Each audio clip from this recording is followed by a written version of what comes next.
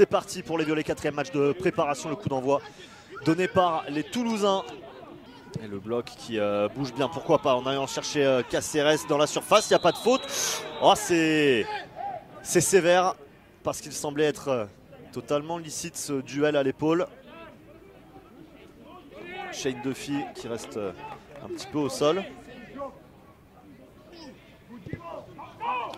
Attention, le ballon perdu par Kevin Keben.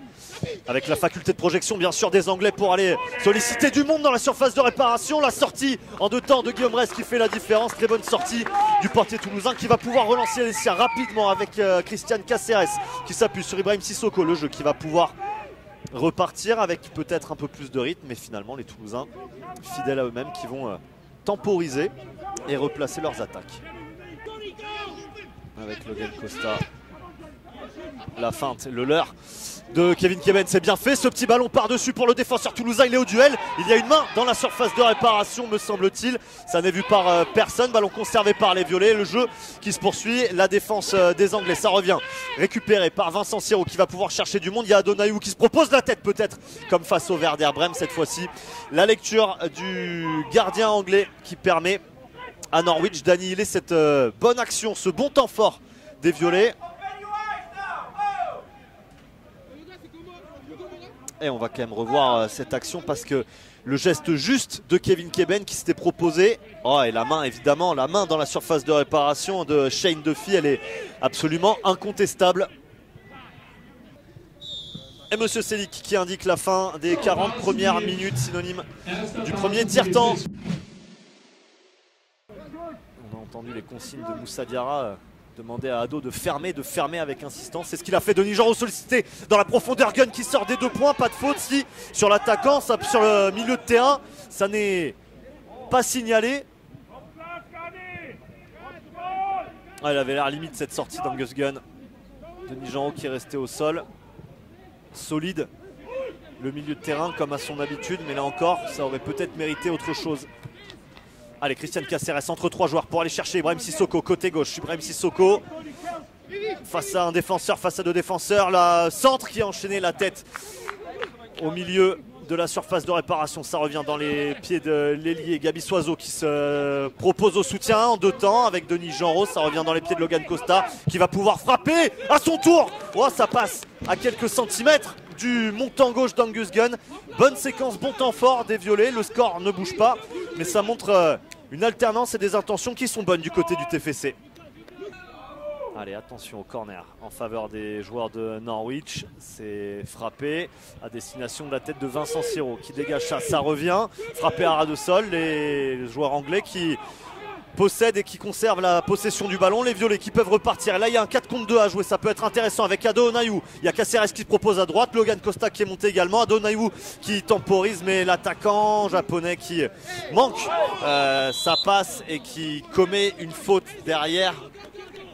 Il y avait une occasion de jeu intéressante. Il a semblé manquer peut-être de lucidité en bout de course, notre attaquant. En témoigne la passe et la faute derrière. Caceres et le soutien. Attention, la mésentente entre Moussa Diarra et Ibrahim Sissoko. Ça ne pose aucun problème. Et Ibrahim Sissoko face à un joueur de joueur. La technique qui va rentrer dans la surface de réparation. La passe qui allait bien. C'est dommage à destination d'Ado Onayou. Il aurait pu même se faire plaisir, Ibrahim Sissoko, sur cette action tant il avait fait la différence par sa qualité technique et sa pointe de vitesse. Ça partait mal. Pourtant parce qu'il ne s'était pas entendu avec Moussa Diarra. Intéressante même l'activité de notre ailier. Alors que l'heure de jeu est dépassée d'1 ou 2 minutes, il va y avoir du changement du côté toulousain. On voit Eddy Zuliani qui va rentrer, Christian Mawissa, Anthony Rouault, Shuttleog, Rasmus Nicolaisen. On s'est joué rapidement de la part des Anglais. On le revoit, Springett toujours face à Caceres. Cette fois-ci, Springett fait la différence dans la surface de réparation. C'est repris comme elle vient, défendu comme il fallait par Anthony Rouault qui va pouvoir dégager ça en catastrophe. Grosse occasion en faveur des Anglais, peut-être même la plus intéressante depuis le début de la rencontre. C'est pas terminé. Anthony Rouault à nouveau sollicité, le dégagement et les Violets qui vont pouvoir respirer parce qu'ils ont été pris au piège dans ce coup franc joué rapidement de la part des Anglais. Le bon travail de Springett qui parvient à rentrer dans la surface de réparation et c'était Michael Dessler qui s'était mis à hauteur de Shuttleog. Le duel avec Anthony Rouault, c'est remporté par les Anglais. Et Josh Sargent à son tour qui va pouvoir aller chercher son capitaine. La frappe lointaine, ça se passe juste à côté du montant de Shuttle Hog. Le cadre qui est manqué, mais les Anglais qui, en l'espace de 3-4 minutes, se sont créés 3 occasions franches. Les Toulousains qui sont revenus dans le camp de Norwich. Parvenu à faire redescendre un petit peu le bloc très haut depuis le début de Norwich. Et ce bon ballon pour Mamadi Bangré qui va peut-être, comme contre le Werder, pouvoir faire les choses lui-même. Non, ça passe par Eddy Zuliani qui voit sa frappe se dérober, mais l'intention était bonne, le geste manquait un petit peu de justesse. Mais ce jeu en remise intéressant, initié par Mamadi Bangré, avec la bonne remise de Bonota Traoré, aurait pu être la combinaison payante pour aller déverrouiller ce verrou anglais. Au moment où l'arbitre Serdar Çelik vient donc mentionner la fin de ce deuxième tiers-temps de 40 minutes. Michael Dessler avec Mamadi Bangré. Voilà, bien joué le petit ballon de Mamadi. Dessler qui le remet directement. Il a un peu de champ, Mamadi Bangré. Il va fixer un défenseur avec le centre de Michael Dessler à Ratsol. Comme elle revient, Mamadi Bangré face à 2 joueurs. C'est dommage qu'elle était intéressante cette combinaison entre le latéral toulousain et l'attaquant. De bonnes séquences dans des petits espaces. Les 2 joueurs qui ont fait parler leur technique, leur justesse sur des passes courtes. Et on n'est pas passé loin d'un nouveau but signé Mamadi Bangré, comme ce qu'il avait fait face au Werder Brême. Cette faculté à se débarrasser de son adversaire et surtout à se proposer, une alternative, une solution au porteur de balle. Et effectivement, il y a du monde dans ce pack et il y a surtout la tête et la parade dans le but.